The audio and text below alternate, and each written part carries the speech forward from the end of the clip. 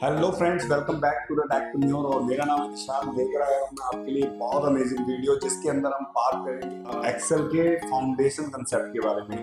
Friends, ये video बहुत ही important होने वाला है। फ्रेंड्स, अगर आप बिगनर हैं तो इस वीडियो में आपको बहुत कुछ सीखने को मिलेगा। सो डेफिनेटली आप बने रहिए मेरे साथ। सो फ्रेंड, लेके चलता हूँ मैं आपको अपनी स्क्रीन पे और स्टेप बाय स्टेप मैं आपको एक्सेल के बेसिक फंडामेंटल को समझाता हूँ। सो आइए स्टार्ट करते हैं। सो फ्रेंड्स, आ गए हम अपनी स्क्रीन पर। अब मैं एक्सेल ओपन कर लेता हूँ। एक्सेल के लिए विंडो आर प्रेस करता हूँ मैं और टाइप करता हूँ EXEL और एंटर करता हूँ। तो एक्सेल मेरा ओपन हो जाता है।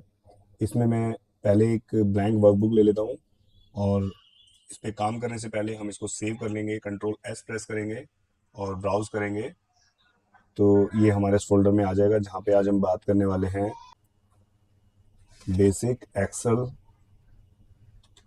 Foundation concept.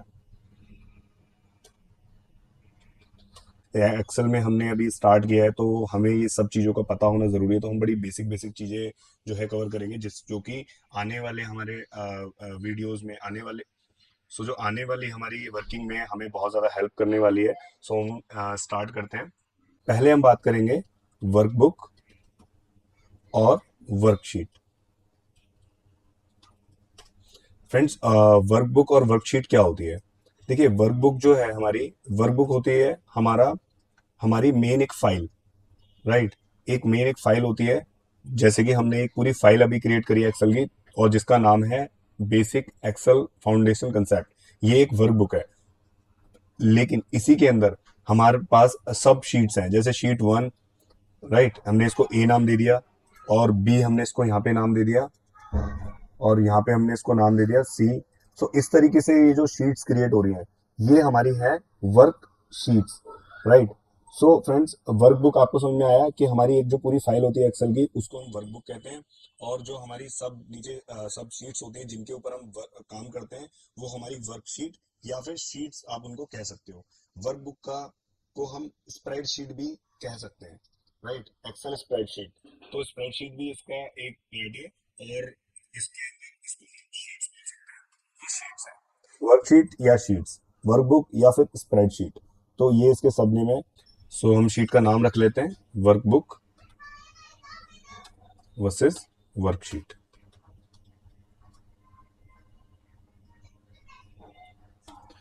सो फ्रेंड्स, अब जैसे हमारे पास वर्कबुक है, वर्कबुक को अगर हमें अभी हमने इसका ये नाम रखा हुआ है कि बेसिक एक्सेल फाउंडेशन कंसेप्ट। अगर हमें इसे चेंज करना है, सो हम फाइल में जाकर के और सेव एज पे क्लिक कर सकते हैं, या फिर हम अपने कीबोर्ड में F12 प्रेस करेंगे। सो F12 हम जैसे ही प्रेस करेंगे, सेव एज की विंडो हमारी ओपन हो जाएगी। यहाँ पर हम इसका नाम चेंज कर सकते हैं। तो मैं इसका नाम यहाँ पे चेंज करके ब्रैकेट में रीनेम भी कर देता हूँ। जितनी बार भी चेंज करना है तो उतनी बार आप इसको चेंज कर सकते हैं। इसके बाद अगर हमारे पास नीचे बॉटम में शीट्स हैं, तो शीट्स का नाम अभी हमने यहाँ पे ये रखा हुआ है। अगर हम यहाँ पे इसको चेंज करना चाहते हैं, तो हम यहाँ पे इसको चेंज कर सकते हैं। जैसे मैं जो है इसका नाम _1 करना चाहता हूँ, तो मैंने देखिए इसका नाम यहाँ पे चेंज कर दिया। तो इस तरीके से हम रीनेम कर सकते हैं। राइट क्लिक करेंगे, रीनेम का ऑप्शन आता है, यहाँ से भी जा सकते हैं, या फिर डबल क्लिक करेंगे तो फिर तब भी हम यहाँ पे इसको रीनेम कर सकते हैं। और वर्कबुक को रीनेम करने का शॉर्टकट की है F12। इसके अलावा फ्रेंड्स, इसके अलावा अगर आप चाहते हैं कि शीट्स को न्यू क्रिएट करना, सो इसके लिए आप यहाँ पे प्लस का आइकन पे क्लिक करेंगे तो आप शीट ऐड कर सकते हैं। इसके अलावा इसका शॉर्टकट की होता है Alt+I+W। जब आप Alt+I+W प्रेस करते हैं तो देखिए बॉटम में शीट्स क्रिएट हो जाती हैं। जितनी बार आप प्रेस करेंगे उतनी बार आप शीट्स क्रिएट कर सकते हैं। इन्हीं शीट्स को डिलीट करने के लिए राइट प्रेस करेंगे और डिलीट का बटन दबाएंगे तो ये डिलीट हो जाएगी। और डिलीट करने का शॉर्टकट की होता है Alt+E+L। Alt+E+L, देखिए जितनी बार मैं Alt+E+L प्रेस कर रहा हूँ उतनी बार शीट्स हमारी डिलीट हो रही है। Alt+E+L। लेकिन अगर यहाँ पे देखिए कुछ अगर हमने काम किया हुआ है ना, जैसे कि मैं अभी यहाँ पे अपना नाम लिख देता हूँ, और यहाँ पर अगर मैं इसको करता हूँ Alt+E+L, तो देखिए पॉपअप देगा कि आपको इसको डिलीट करना है। जस्ट बिकॉज ऑफ हमने इस पे काम किया हुआ है, तो ये हमारे को एक नोटिफिकेशन देता है। बट अगर हमारी कोई ब्लैंक शीट है, जैसे कि मैं एक शीट ओपन कर लेता हूँ, अब मैं इसको डिलीट करूंगा तो ये कोई पॉपअप नहीं देगा, उसको डिलीट कर देगा। सो ये इसका एक हिडन फीचर है कि ये ऑटोमेटिक डिटेक्ट कर लेता है कि अगर ऑलरेडी इस पे काम हो रहा है सब शीट पे, तो ये फिर उसको आपको बताता है कि भाई इसको डिलीट करना है या नहीं करना है, तब आप इसको डिलीट कर सकते हैं। इसके अलावा अगर वर्कबुक आपको क्रिएट करनी है, तो देखिए हमने यहाँ पर एक्सेस विंडो पे जाकर के न्यू का ऑप्शन हमने लिया हुआ था, जिस जो कि हमें यहाँ दिखा रहा है। राइट। तो हम यहाँ पे भी क्लिक करेंगे तो हमारी एक नई वर्कबुक आ जाएगी। क्लिक करूंगा, ये देखिए एक नई वर्कबुक बुक 2 हमारी जो है क्रिएट हो गई। अगर मैं इसी के साथ अगर मैं यहाँ पे कंट्रोल एन प्रेस करता हूँ, शॉर्टकट की है जो कि, जैसे ही मैं क्लिक करता हूँ तो देखिए कंट्रोल एन से भी हमारी बुक 3 जो है यहाँ पे क्रिएट हो गई। राइट। अब मैं इसको क्रॉस कर देता हूँ। तो इस तरीके से हम ये शीट्स को नया बना सकते हैं, और जब डिलीट करना हो तो हम सिंपली इसको डिलीट भी कर सकते हैं। वर्कबुक को आपको अगर डिलीट करना है तो आपने फाइल में जाकर के फोल्डर में वहां से भी डिलीट कर सकते हैं, या फिर अगर आपने कोई वर्किंग की और उसको आपने सेव नहीं किया तो वो ऑटो डिलीट हो जाती है, वो आपके सिस्टम में सेव होके नहीं रहती। इसके अलावा शीट्स को कहीं पर भी आपको मूव करना है सो आप डायरेक्ट फोल्डर में जाकर के कॉपी पेस्ट कहीं और लोकेशन पे करेंगे, ये वहां पे वहां से भी कर सकते हैं। इसके अलावा यहीं से अगर आपको करना है तो आपने सिंपली F12 जैसे प्रेस किया था तो आप शीट का नेम चेंज कर सकते हैं, एज वेल एज उसकी लोकेशन जो है वो भी आप कहीं और शिफ्ट कर सकते हैं। तो अगर मान लीजिए मुझे इस फोल्डर में इसको रखना है तो मैं देखिए यहाँ पे TT करके एक फोल्डर है, तो मैं यहाँ पर भी इसको ऐड कर सकता हूँ, बट अभी मुझे उसी फोल्डर में रखना है। सो सिंपली मैं फोल्डर सेलेक्ट करूंगा और सेव पे क्लिक कर दूंगा। सेव करने से पहले फ्रेंड्स मेक श्योर रहिएगा, अगर आपका कोई आपने उसके अंदर VBA वर्क नहीं किया हुआ है तो आप इसको एक्सेल वर्कबुक पे ही रखें। एक्सेल वर्कबुक पे आइए, नॉर्मल जो है एक्सेल एज अ सेव होती है। अगर आप इसको यहाँ से मैक्रो एनेबल कर देंगे तो ये क्या होगा, इसके ऊपर अगर मान लीजिए कोई भी आपका इस VBA की कोडिंग अगर पीछे ऑटोमेशन आपने लगा रखी है तो उसका यूज भी आप इससे कर सकते हैं, बट अगर आपने नॉर्मल एक्सेल पे किया हुआ है तो VBA की कोडिंग इस पे काम नहीं करती। Later on we will see कि किस तरीके से उसको यूज करना है, बट बाय डिफॉल्ट ये जो एक्सेल वर्कबुक जो है रहता है तो आपने इसको यही रखना है। अगर चेंज हो गया है सो आप इसको दोबारा से एक्सेल वर्कबुक पे शिफ्ट कर सकते हैं। सो फ्रेंड, अब हम देखते हैं कि हमारे पास सेल क्या होते हैं। तो देखिए ये जो यहाँ पर आप देखेंगे नेम बार या नेम बॉक्स आप इसको कह सकते हैं। सो नेम बॉक्स के अंदर आप अगर देखेंगे तो यहाँ पर ये जो एड्रेस आ रहा है ये सेल का एड्रेस है। अभी देखिए मैंने यहाँ पे A1 पे क्लिक करा है, यानी कि कॉलम नंबर हमारा A है एंड रो नंबर हमारी जो है 1 है। तो A1 यहाँ पर इसने यहाँ पे ये दे दिया कि हमारा जो अभी एक्टिव सेल है वो A1 है। अगर मैं यहाँ पे D3 यानी कि 3 नंबर रो और D मैं यहाँ पे अगर क्लिक करता हूँ तो देखिए D3 यहाँ पे ये हो जाएगा। तो आप नेम बॉक्स में चेक कर सकते हैं कि अभी हमारा एक्टिव सेल कौन सा है, तो आप ये पता कर सकते हैं। तो आप देख सकते हैं कि एक्सेल में आपका एक्टिव सेल कौन सा है, तो ये आपको नेम बॉक्स में दिखाई देगा। इसके अलावा फ्रेंड्स जितने भी हमारी रोज होती हैं, रोज ये जो 1 2 3 4 5 ये जो नंबर्स आ रहे हैं ये हमारी रोज है, रो। राइट। और जो हमारे A B C D जो ये सवारी ये हमारे कॉलम है। तो कॉलम जैसे कि हम कोई एक घर बनाते हैं तो घर बनाने में हम कॉलम्स खड़े करते हैं वर्टिकल, तो आप उससे समझ सकते हैं कि वो मतलब वो कॉलम है। तो इस तरीके से वर्टिकल जो भी लाइक ऐसे पिलर है तो ये सारे हमारे कॉलम्स हैं। इसके अलावा जो हमारी ये जो हॉरिजॉन्टल है ये हमारी सारी रो है। राइट। इसके अलावा फ्रेंड्स अगर मान लीजिए कोई भी बंच ऑफ सेल वो हमारा होता है एक रेंज, तो रेंज कुछ भी हो सकती है। जैसे कि मैंने A1 से लेकर के अगर D2 तक सेलेक्ट करना चाहता हूं तो मैं ये जो मैंने सेलेक्ट किया है ये A1 से D2, तो ये हमारी एक रेंज हो जाती है। तो ये होती है रेंज। रेंज होती है बंच ऑफ सेल। कई सारे सेल्स को आप सेलेक्ट करते हैं तो तब जाके आपकी एक रेंज बनती है। सो फ्रेंड्स, सेल हो गया हमारा सिंगल सेल, जो भी एक्टिव रहेगा वो आप नेम बॉक्स में देख सकते हैं। इसके अलावा कॉलम्स हमारे होते हैं A B C D, रोज हमारी होती है 1 2 3 4 और नीचे 10,48,576 रो हमारे अंदर इसके अंदर होती है। कॉलम में आप लास्ट कॉलम देखेंगे XFD, ये लास्ट जो है हमारा कॉलम होता है। सो काफी सारा डेटा हम इस पे कंटेंस कर सकते हैं। तो फ्रेंड्स इसके अलावा देखिए अब हम सेल की अगर बात करें सो हो गया सिंगल सेल।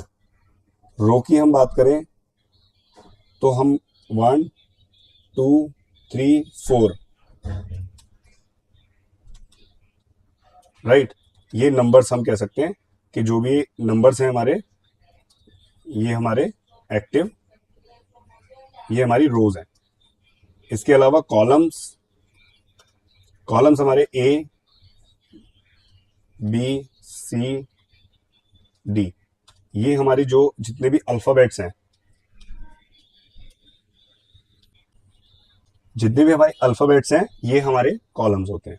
राइट। इसके अलावा रेंज रेंज हमारे हो गया एक बंच ऑफ सेल्स,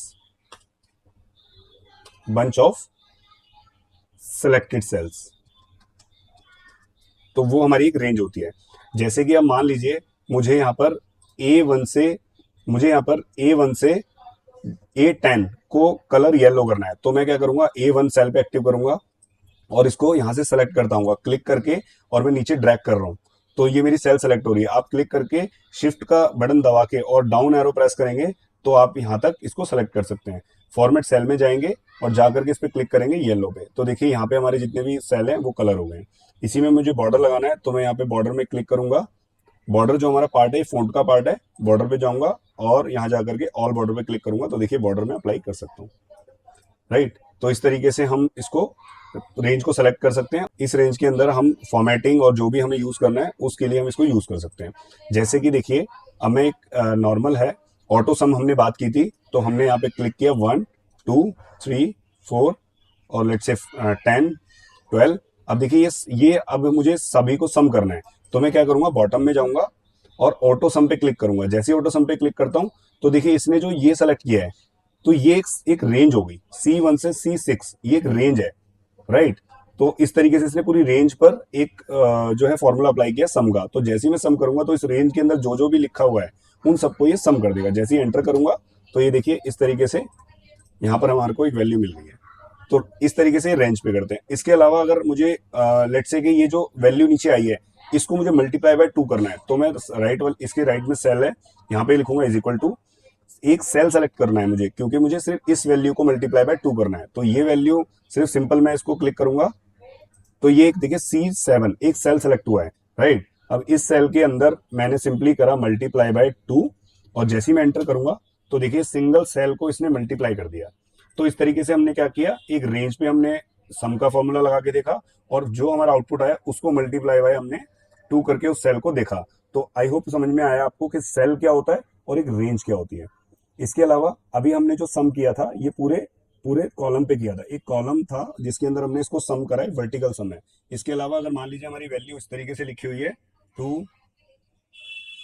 3 8 5 8 और यहाँ पे 7, लेट से इस तरीके से वैल्यू है। अगर मुझे यहाँ लगाना है तो मैं यहाँ पे भी क्लिक करूंगा ऑटो सम। अब देखिए ये पूरी एक रेंज सेलेक्ट हुई, ये भी एक रेंज है C1 से लेकर के H1, ये एक रेंज है। इस रेंज में हमने जितनी ये हमारी एक 1 रो है, तो देखिए यहाँ पे जो ये सेल के साथ में आ रहा है ये हो रही है, ये है हमारी रो। राइट, तो हमने रो 1 के अंदर ही सेलेक्ट किया है, तो देखिए रो 1 है और बस हमारे जो कॉलम्स है वो हमारे बदलते जा रहे हैं C से लेकर के H तक, तो C1 से लेके H1, तो ये हमने सम किया। तो इस तरीके देखिए इसका हमारा सम आ गया। सेम यहाँ पर जब हमने किया था तो देखिए हमारा कॉलम एक ही था C, राइट, बट हमारी रो बदल रही थी जैसे 1 से लेकर के 6 तक। तो इस तरीके से आप आई होप कि आपको अंडरस्टैंड हो रहा है कि किस तरीके से हमारी रेंज हमें हम रख सकते हैं, सेलेक्ट कर सकते हैं। राइट, अब यहाँ पर मैंने करता हूँ इसको मल्टीप्लाई बाय, इसको मैंने डिवाइड बाय 2 कर दिया, तो मैंने डिवाइड बाय 2 जैसे एंटर करूंगा तो देखिए इससे ये डिवाइड हो गया। इस अब हमने क्या किया, इसके अंदर एक सेल का कैलकुलेशन किया। यहाँ पे हम सम जो कर रहे हैं वो कैलकुलेशन कर रहे हैं पूरी रो में अलग अलग कॉलम एक रेंज का। राइट, यहाँ पर हम सम कर रहे हैं तो पूरे कॉलम में अलग अलग रोज का, तो ये हमने इसका सम किया है। सो फ्रेंड्स, हमने इसमें बात की है हमारे सेल्स की, रेंज की,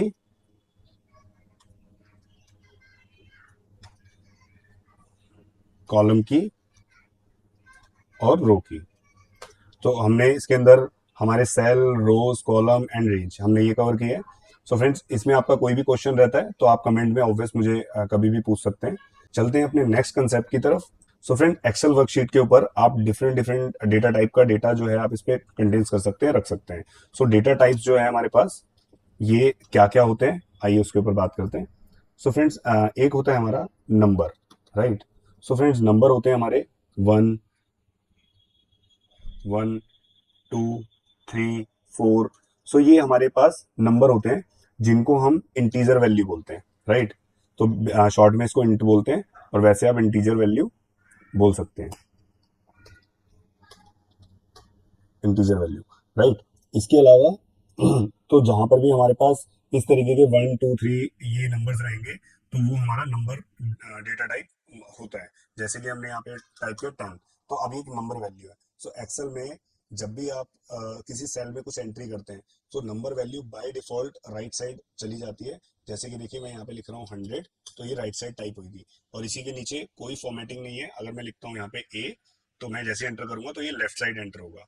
सो फ्रेंड्स, आपने डेटा टाइप करते टाइम पर भी उसको देखना है कि मतलब आपकी जब प्रैक्टिस में रहेगा तो ये आपको हैबिट हो जाएगी। बट अगर वैसे आप टाइप कर रहे हैं तो ये एक आपको आइडिया लगा सकते हैं आप कि ये कौन सा डेटा टाइप है, राइट। अगर यहाँ पे इन्वर्टेड कॉमा लगा के, देखिए इन्वर्टेड कॉमा लगा के अगर मैंने 10 लिखा, तो देखिए जैसे एंटर करूंगा तो ये राइट साइड आएगा क्योंकि ये एज ए टेक्स्ट वैल्यू है, राइट। तो इस तरीके से हम इसको ऐड कर सकते हैं। तो अब यहाँ पर मैं एक वैल्यू लिख देता हूँ। इसकी वैल्यू लेट से हमने लिख दी यहाँ पे 100, राइट। अब मैं आता हूँ, अब हमारा दूसरा है टेक्स्ट। टेक्स्ट होता है हमारा alphabets, A B C, right, या नेम, या कुछ किसी भी टाइप का कुछ भी हमारा जो हम यहाँ पे एज ए अल्फाबेट्स लिखेंगे तो वो हमारा as a string string value count होता है, राइट। तो स्ट्रिंग वैल्यू होता है इसके अंदर। जैसे कि मैं कोई भी स्ट्रिंग वैल्यू लिख देता हूँ, जैसे टीटीपी मैंने यहाँ पे लिख दिया, तो देखिए यहाँ पे बाय डिफॉल्ट ये नंबर राइट में है और बाय डिफॉल्ट हमने जब टेक्स्ट लिखा तो लेफ्ट में है, राइट। अब हमारा नेक्स्ट है डेट्स। डेट्स में हमने जैसे हम लिखेंगे डेट, अब देखिए यहाँ पे मुझे अगर आज की डेट लिखनी है तो मैं कंट्रोल और कॉलम्स प्रेस करूंगा तो देखिए आज की डेट प्रेस हो जाएगी। तो जैसे मैं एंटर करता हूँ तो ये भी इसको राइट साइड लेगा।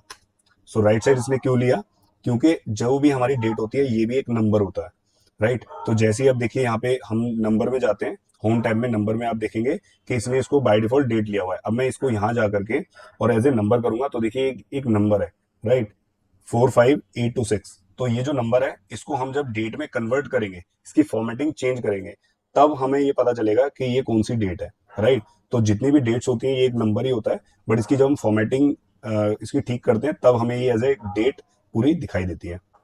ये हमारी एक डेट वैल्यू होती है। अब इसके अंदर हमने जैसे टाइप कर लेते हैं तो कोई भी हम डेट यहाँ पे है वो टाइप कर सकते हैं। इसके अलावा अगला है currency. So friends, currency basically हमारा एक अमाउंट, एक इंटीजर वैल्यू रहती है, बट उसकी हम फॉर्मेटिंग करके उसमें करेंसी अपनी ऐड कर सकते हैं। जैसे कि हमने यहाँ पे लिखा 100। अब देखिए 100 तो एक नंबर हो सकता है, कुछ भी हो सकता है, बट अगर मैं इसके आगे रुपी का साइन लगा दूं तो ये रहेगा कि ये डेफिनेटली एक वैल्यू है, राइट। या फिर डॉलर का साइन लगा दूं तो मैं यहाँ पे जा करके देखिए करेंसी फॉर्मेट में जाऊंगा और यहाँ पे देखिए रुपए वाला ये आइकन आ रहा है सिंबल, मैं इसको ओके कर दूंगा। अब देखिए इसके आगे रुपए आ रहा है, तो हमें इसको समझने की जरूरत नहीं है, देख करके ही पता चल रहा है कि ये एक अमाउंट है। सो ये भी एक फ्रेंड इंटीजर वैल्यू रहती है। इसको जैसे अगर मैं यहाँ पर इंटीजर वैल्यू है ये, तो मैं इसको हमारे पास डेटा टाइप चेक करने के भी कुछ फॉर्मूलाज होते हैं। जैसे कि मैं यहाँ पर अगर इज इक्वल टू प्रेस करके लिखूंगा इज नंबर, और जैसे ही मैं इसको टैब दबा के फॉर्मूला लूंगा और मैं सेल को सिलेक्ट करूंगा तो देखिए अगर ट्रू आया तो इसका मतलब ये एक नंबर है, राइट। एंटर करूंगा तो देखिए ट्रू आ रहा है। लेकिन यहीं पर अगर मैं इस नंबर क्लिक करके, इस नंबर टाइप करके और इस वाले अल्फाबेट को लेता हूं तो देखिए ये यहाँ पर फॉल्स दे देगा। क्यों? क्योंकि ये एक नंबर नहीं है। तो इस तरीके से हम फॉर्मूले के थ्रू भी डेटा टाइप्स चेक कर सकते हैं। नेक्स्ट है फ्रेंड, टाइम, राइट। तो टाइम के अंदर हम जो है सिंपली, मैं अगर control shift semi columns press करूंगा तो देखिए अभी जो करंट टाइम हो रहा है वो करंट टाइम यहाँ पर ऐड हो जाएगा, राइट। अब इस तरीके से जो ये आ रहा है तो ये भी एक नंबर है। अगर अगर मैं यहाँ पे प्रेस करूंगा इज नंबर तो डेफिनेटली इसका जो आंसर है वो ट्रू आने वाला है, क्योंकि ये नंबर है। अभी हमने इसकी फॉर्मेटिंग करी हुई है नंबर में। अगर मैं इसकी फॉर्मेटिंग एज ए नंबर कर दूंगा 2 पॉइंट, देखिए यहाँ पे आ रहा है फॉर्मूला बार के अंदर 0.9395 ऐसे करके एक वैल्यू आ रही है। तो इस वैल्यू को आप अगर जब इसकी फॉर्मेटिंग चेंज करते हैं, इसकी फॉर्मेटिंग एज ए आप जो है टाइम कर देते हैं, तो अब आप इसको देख सकते हैं एज ए टाइम के उसमें, राइट। अब मैं इसको, अगर मैं यहाँ से नंबर फॉर्मेटिंग में जाऊंगा, कस्टम पे क्लिक करके, और मैं यहाँ पर कर दूंगा आवर्स सेमी कॉलम और मिनट्स, और मैं इसके अंदर सेकंड्स भी ऐड कर सकता हूँ, राइट। तो डबल एस प्रेस करके एंटर करूंगा, अब देखिए मुझे यहाँ पर आवर्स, मिनट एंड सेकंड्स ये दिख रहे हैं, राइट। तो इस तरीके से हम नंबर वैल्यू कर सकते हैं। अगला है हमारा बुलियन। सो फ्रेंड्स, बुलियन जो वैल्यू होती है, बुलियन जो डेटा टाइप होता है, इसमें हम कंटेन्स करते हैं अपना true true and false, true and false, false, right. तो देखिए ये जो हमने यहाँ पर एक वैल्यू ली, फॉर्मूला लगाया, तो इसने जो आउटपुट दिया, तो इसने एक बुलियन वैल्यू हमें आउटपुट दी, आउटपुट में हमें बुलियन वैल्यू दी है, राइट। तो इस तरीके से हम कहीं पर भी अगर हम ट्रू फॉल्स ये सब अगर कंटेन्स कर रहे हैं कहीं पे डेटा में, तो इट मीन्स वो हमारी एक बुलियन वैल्यू है, राइट। इसके अलावा फ्रेंड्स एक होता है डेसिमल, डेसिमल वैल्यू। देखिए डेसिमल वैल्यू में हम कंटेन्स करते हैं number with some decimals, right. तो जैसे कि हमने लिखा है यहाँ पे 0.10। सो फ्रेंड्स देखिए 0.10 हमने टाइप किया इसमें, तो ये एक डेसिमल वैल्यू है, राइट। जब डॉट के बाद कोई वैल्यू, अगर हम डॉट के बाद भी वैल्यू को कंटेन्स कर रहे हैं अगर डेटा के अंदर, तो वो हमारी एक डेसिमल वैल्यू में काउंट होती है। तो इस तरीके से भी आप इसको ऐड कर सकते हैं, अनटिल अनलेस ये एक नंबर है, बट आप इसको राउंड फिगर नहीं कर रहे हैं, तो एज अ डेसिमल नंबर आप इसको जो है इसके अंदर कंटेन्स करते हैं। तो ये सब छोटी छोटी चीजें हमें पता होनी चाहिए जब हम डेटा अपना एंटर कर रहे हैं उससे पहले। इसमें अगर हमें कहीं पर भी फॉन्ट अपना बदलना है, तो हमने होम टैब पे क्लिक करना है, डेटा में जाना है, और देखिए फॉन्ट वाले टैब में हम यहाँ पे इसको कलर कर सकते हैं, बॉर्डर कर सकते हैं, इस तरीके से हम इसका फॉन्ट चेंज कर सकते हैं। इसके अलावा फ्रेंड्स अगर हमें इसकी अलाइनमेंट करनी है, तो देखिए हमने पूरे रेंज सेलेक्ट की है, और इसको मैं जब यहाँ पे अलाइनमेंट में जाकर के ये मिड वाला ऑप्शन सेलेक्ट करूंगा, तो सभी देखिए सेंटर अलाइन हो जाएगा। इसी तरीके से मुझे राइट अलाइन करना है, तो राइट में भी मैं इसको अलाइन कर सकता हूँ। तो इस तरीके से हम कोई भी डेटा टाइप कर रहे हैं, तो फर्स्ट ऑफ ऑल हमें उसकी फॉर्मेटिंग करके रख लेनी है। जैसे कि अभी हमने यहाँ पर कुछ डेटा टाइप्स हमने देखे, तो उसके अंदर हमने पहले हेडर था, यहाँ पर हमने लिया एग्जाम्पल, यहाँ पे लिया हमने टाइप ऑफ डेटा, यहाँ पर हमने लिया एक्स वैल्यू, राइट। हमने यहाँ पे एक एक्स, अब देखिए हमने सभी के हेडर हमने रखे हैं। तो अब मुझे अगर डेटा अपना करना है, तो मैं सबसे पहले हेडर को बोल्ड करूंगा। तो हेडर को मैंने बोल्ड कर लिया, और पूरे हेडर को मैंने एक सेम कलर रखा। इसके अलावा बॉटम में मैंने जो है अपना यहाँ पर डिफरेंट एक लाइट कलर रखा। तो इस तरीके से ये मैं डिलीट कर देता हूँ। तो इस तरीके से मुझे जब भी कोई डेटा कंटेन्स करना है, अब देखिए यहाँ पे राइट लेफ्ट ये वैल्यू हो रही है, तो थोड़ा सा मतलब देखने में अच्छी नहीं है, तो हम क्या करेंगे, सिंपली सबको सेलेक्ट करके और हम सिंपली इसको लेफ्ट में अलाइन कर लेंगे। अब इसके बाद हमने पूरे अपनी टेबल को सेलेक्ट कर लेना है, और सिंपली बॉर्डर अप्लाई करना है। तो देखिए इस तरीके से हमने डेटा को जब कंटेन्स करेंगे, तो हम डेटा को इतना इस तरीके से फॉर्मेटिंग करके प्रॉपर, तब हम उसको रखेंगे। और यहाँ पर भी देखिए इसको हमें मिड में अलाइन करना चाहिए, तो ये थोड़ा सा अब हमारा डेटा कुछ ठीक दिख रहा है। तो इस तरीके से आपने कोई भी टेबल आप बना रहे हैं, तो इस तरीके से आपने डेटा को कंटेन्स करना है, और हर एक डेटा जो भी आप टाइप कर रहे हैं, वो आपको पता होना चाहिए कि मैंने किस टाइप का डेटा कंटेन्स किया है अपनी टेबल में। इसके अलावा कहीं पर भी आपको फॉर्मेटिंग चेंज करने की जरूरत पड़ती है, सो आपने सिंपली नंबर पे यहाँ पे क्लिक करेंगे, और यहाँ क्लिक करके देखिए अब कस्टम में जाकर के फॉर्मेटिंग चेंज कर सकते हैं। अलाइनमेंट करना है, सेंटर बॉटम कहीं पर भी अलाइन करना है, तो यहाँ से आप अलाइनमेंट कर सकते हैं। फ़ॉन्ट अगर आपने कोई भी चेंज करना है, टेक्स्ट आपका जो दिख रहा है उसको आपने चेंज करना है, तो यहाँ से आप जो है चेंज कर सकते हैं। बॉर्डर अगर कोई अप्लाई करना है, तो सिंपली आप यहाँ से कोई भी बॉर्डर लेकर के और बॉर्डर अप्लाई कर सकते हैं।